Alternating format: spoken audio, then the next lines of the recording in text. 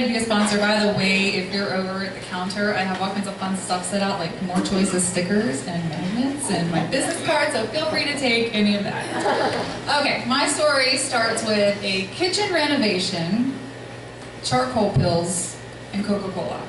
I know it's really random, so I'm going to tie this all together. This story starts on October 22nd, 2017. It was a pretty normal day, except that we had started a kitchen renovation in my house, so it's kind of loud, kind of crazy. In the afternoon, when my 7-year-old at the time got home from school, I got him settled. It was really loud in the kitchen, so we went upstairs. My 15-year-old was on his way home from school on the bus, and like I said, it was really loud, so we were going to stay away from that kitchen. Well, the day before that, I had bought some charcoal pills, activated charcoal pills. It's supposed to be good for like indigestion and stuff like that. So I was like, okay, I'm going to take this on the recommendation of a friend. So going back to Monday, I sit down, start working on my computer. I've just gotten the new Coke Life. Have y'all heard of it? It's in a green can. Sweetened with stevia. I don't even know if they still make it anymore, but I was really excited to try it because I sweeten everything with stevia. It's a natural sweetener, it's really healthy, so I was like, this is awesome. So, take a sip of Coke. This is good. Take another sip of Coke. Oh my, something doesn't feel right. Like something was like, whoa, burning really bad in my chest. I was like, oh my God, oh my God. The Coke is reacting with the charcoal. Holy shit. What is happening to me? I mean, it felt like my esophagus was ripping out of my chest. And I'm like, this is really weird. And then I started feeling this tingling up my neck, and I started sweating really bad. And I'm like, wait a second. I don't think this is just heartburn. I called my husband, told him how I was feeling. He's like, Julia, did your arm feel funny? And I'm like, wait. Oh my God, yeah. Yeah, my arm feels really funny. He's like, you need to get help, like right now. It sounds like a heart attack. I'm like, a heart attack? I'm like 43 years old. I don't have health issues. How could I be having a heart attack? He's like, just call Kim across the street, see if she can get you to urgent care or something. So I'm like, okay, you guys, I was feeling really bad. Like really bad. Like it was really scary. I can still remember in the midst of all this, my son, Mommy, how do you spell quarter? I'm like, honey, Mommy doesn't feel good right now. Just sound it out. Just sound it out. So I'm like, okay, call Kim. No answer. I'm like, I gotta get somewhere. Oh my God, kitchen renovation. There are men in my kitchen that can drive a car. So told my son, honey, just stay here. Your brother will be home from school soon. Mommy has to go get some help. And he was so sweet. He's 7 years old. He's like, Mommy, I can tell you're not feeling good. You go. I'll be fine. It was so sweet. So I ran in my kitchen. I was like, you guys, you're not gonna believe this. I feel really bad. Like I feel like I'm having a heart attack. Like I need to get some help, like right now. And the one guy, he dropped what he was doing. He's like, let's go.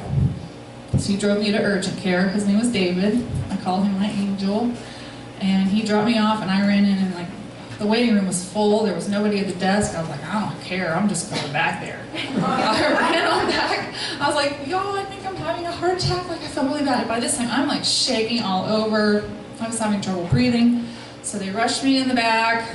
I don't even remember everything they did to me. It happened so fast. And they called an ambulance, and the ambulance took me to the hospital. And they did stuff to me in the ambulance. I don't know what they did, but I do remember that my husband told me to take an aspirin before I left the house, which was really smart. So I did. And by the time I got to the hospital, I was feeling a little bit better. They had given me an IV, and I'm like, okay, it probably is just indigestion. It's probably some like really just weird reaction.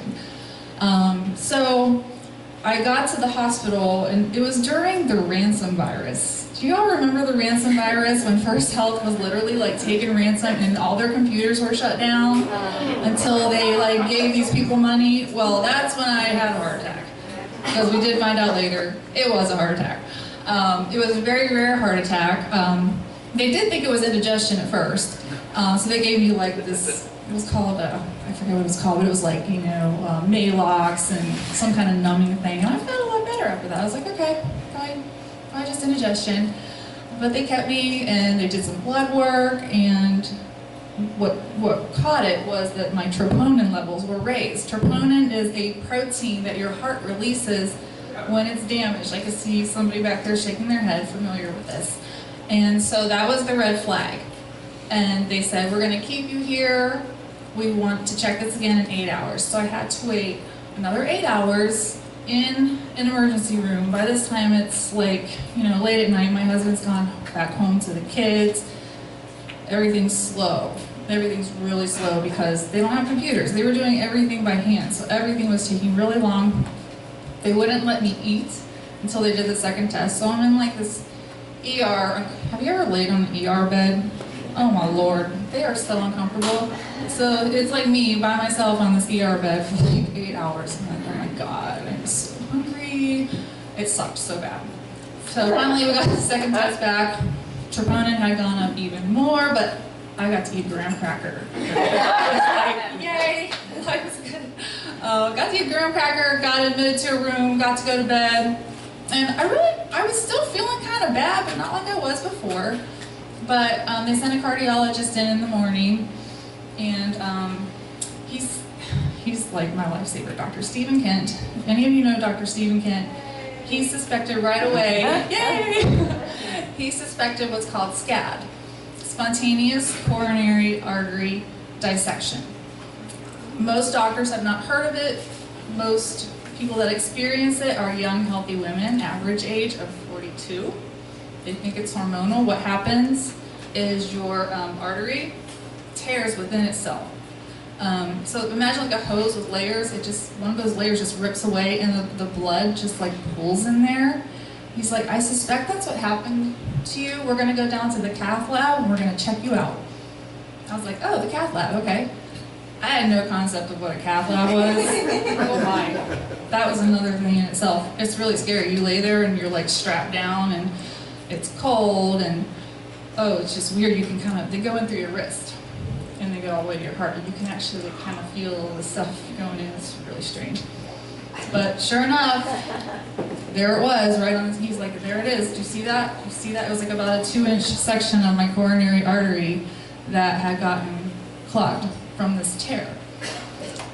So that was good. We had a diagnosis. That was a Monday, and they wanted me to stay. They put me in Reed Heart Center into the intensive care unit. The weird thing with SCAD is the tear can run like a pantyhose run. So they don't really want to intervene because the more they mess with it, it can tear. So they like to let it try to heal on its own. So my life became a barrage of blood thinner injections into my abdomen and nitroglycerin patches, which caused really horrible, terrible headaches, and lots of pills that I don't even remember what they were. Morphine drips for the pain, because I was still having a lot of chest pain off and on at that point.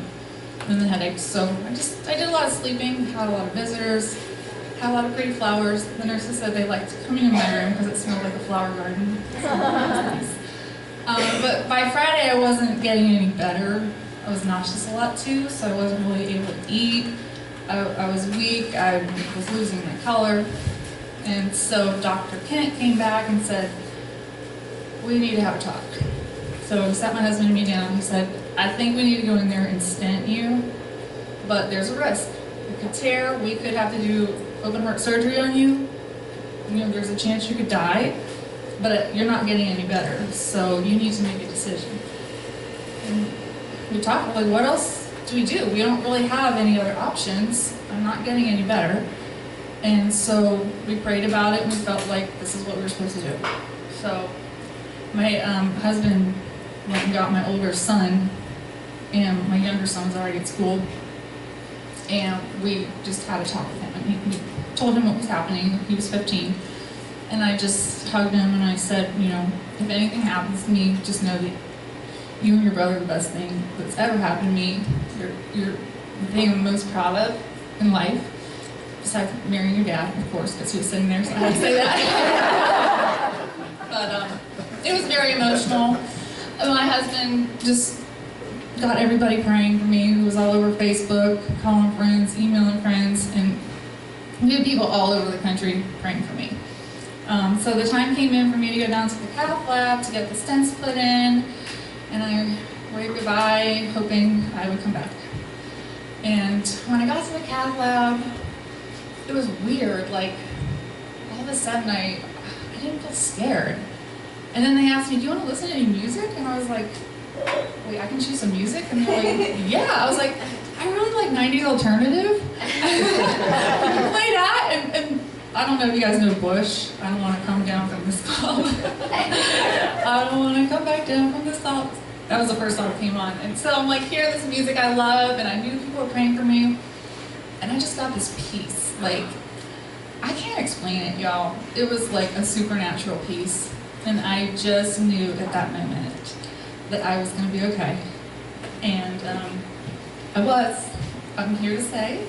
It went well. It couldn't have gone any better from what they said. And 2 days later, I was home. It was kind of funny, Duck Donuts had just opened at the time. And I was always healthy. I would never let myself eat a donut. I was like, screw that, man. I was healthy all those years and I had a freaking heart attack. I'm going to have a Duck Donut. So we stopped at Duck Donut on the way home and took a dozen home to the boys, and they were so excited. So in the weeks recovering, it was interesting because remember that kitchen renovation I mentioned? That was still going on. So my house was like crazy. It was loud, but my in-laws came and they helped out, and slowly but surely I got better. I do remember writing on Facebook, I look in the mirror, I see myself, but I don't feel like myself.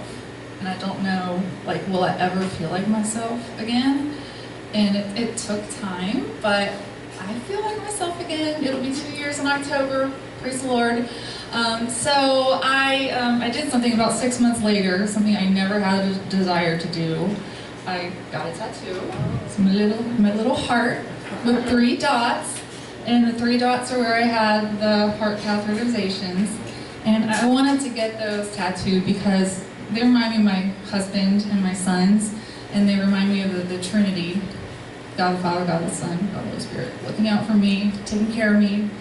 And it's a reminder that life is precious and every day is a gift. So I just encourage you to research SCAD, look it up, tell people you know. That's why I don't hesitate to share my story. That's what he interviewed me about. My story was in the Sandhills magazine. It's been in the First Health magazine. And yeah, just spread the word about SCAD because it's still a very misunderstood, misdiagnosed condition. But I'm here and I'm alive and happy. So that's my story.